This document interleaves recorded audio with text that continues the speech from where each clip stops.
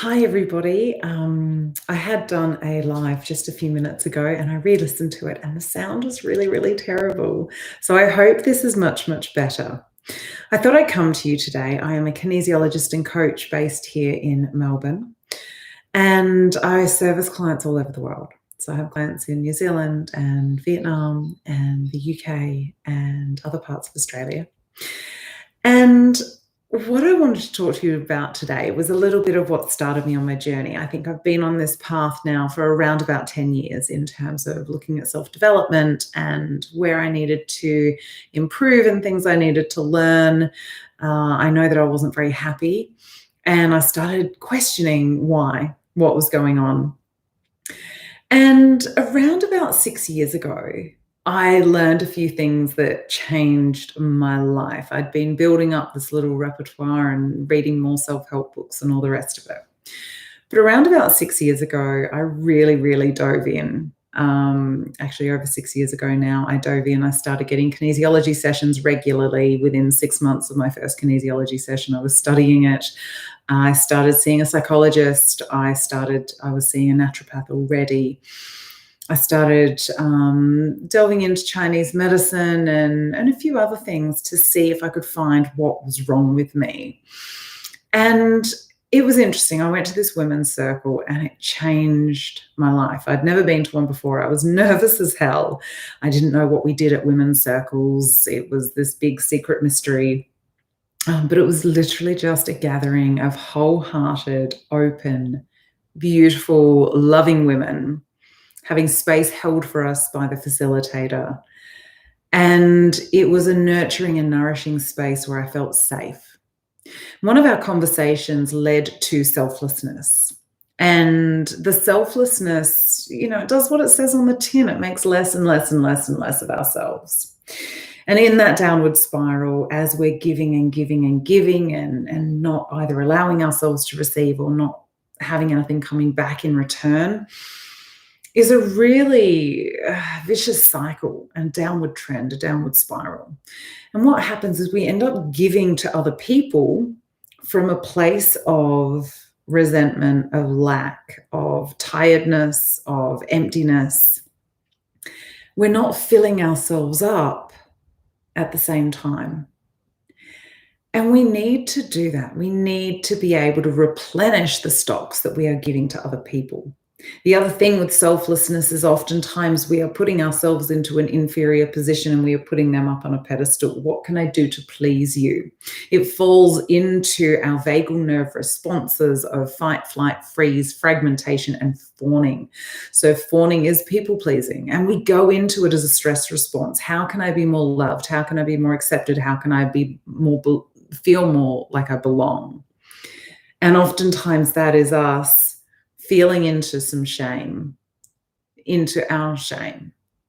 Now, I know my shame tends to go into I'm unworthy, I'm unlovable, therefore if I make you happy, I will be more accepted, I will be more loved, I will be more cared for. It's not always the case, of course, but that was how I used to be. And I would do things from this selfless place. But I was also in resentment and frustration and anger and emptiness and tiredness and exhaustion, which wasn't nourishing for everybody, let alone myself. Then we were talking about selfishness. And at the time, I believed that selfishness was where you did something that hurt somebody else. You were doing it to you at the detriment to somebody else. Now, since then, I heard a YouTube video of Abraham Hicks, whom I love their work. And they were saying, when we get called selfish, who is actually being the selfish one? Because oftentimes we are called selfish because we are not doing for somebody else what they want done for them. Now, that rang true for me. It may not ring true for you. But I know when I've called other people selfish, it's been my selfishness, because I've been wanting more from them than they are willing to give. Now, it doesn't matter what place that comes from. I look at it in that way, and that resonates for me. So selfishness has kind of come off the table for me.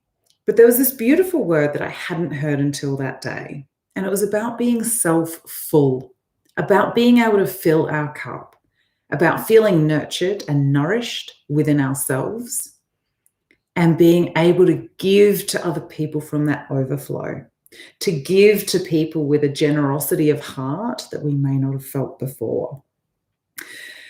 And in that self-fullness, as I learned what that meant for me and how I could fill my cup and how I could feel nourished and nurtured by what I gave myself, so I needed less from other people, I found a lot more self-love.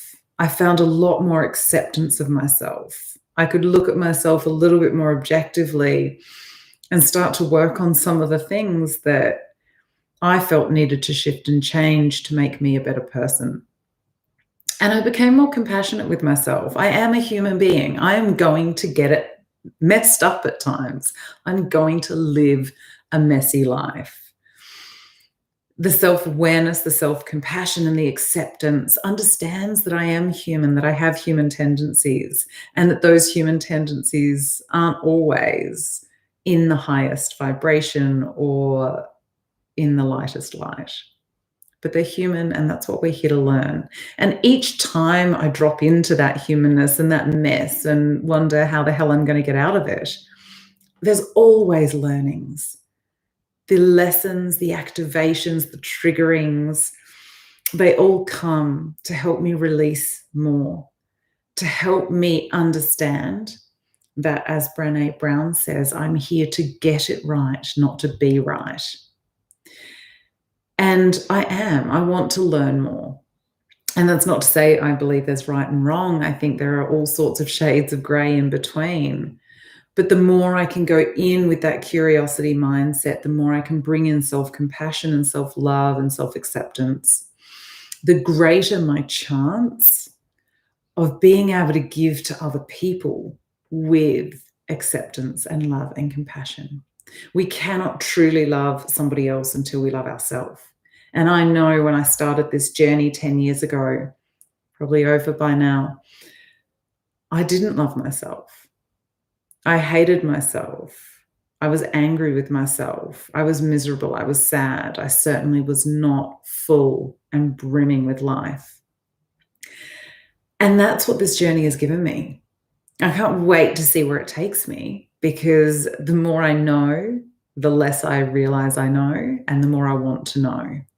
So it has really awakened a curiosity in me for lifelong learning, lifelong self-development, lifelong spiritual awareness and connection to spirituality, and just a comfort within myself that I never knew I had. For the first time over these last few years, I feel comfortable in my body. I feel at home. And that has been the biggest gift this has given me. So I look forward to hearing from you. If you've got any topics you want me to cover, please put them in the comments, and I look forward to sharing more with you over the coming days, weeks, months, and on. Sending you lots of love and blessings. Bye.